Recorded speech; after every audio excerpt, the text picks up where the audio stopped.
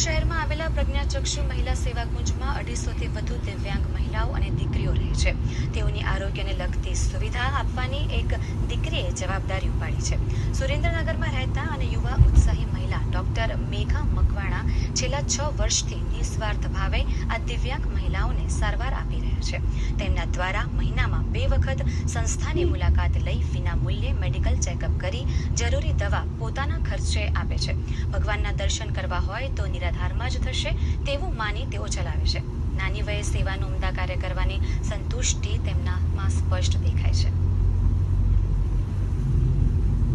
છેલ્લા 6 વર્ષથી હું અહીંયા સેવા આપી રહી છું. કોઈ પણ પ્રકારની ફી કે કંઈ લીધા વગર હું દવા પણ અહીંયા આપું છું. જે મંદબુદ્ધિના છે કે જેને કંઈ ખબર નથી પડતી એવા લોકોને આપણે આવી અને હોમિયોપેથિક દવાથી બહુ સારા રિઝલ્ટ મળ્યા છે.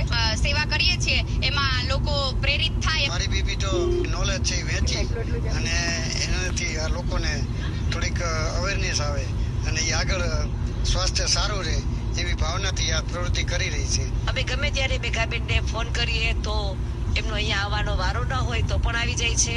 વિદ્યાર્થી બહેનોને અને સ્ટાફને કે બધાને નિઃશુલ્ક સેવા આપે છે અને આવી નાની ઉંમરમાં પણ સેવાની જે એક અણમોલ નેમ છે એનામાં એ ખરેખર પ્રશંસનીય છે. અમુક દવા એવી હોય છે કે જે એલોપેથિક દવાથી ન મટે. દાખલા તરીકે એસિડિટી, પેટનો દુખાવો, એ અમુક વાર મેઘાબેનની દવાથી બહુ સરસ બધાને ફાયદો થાય છે.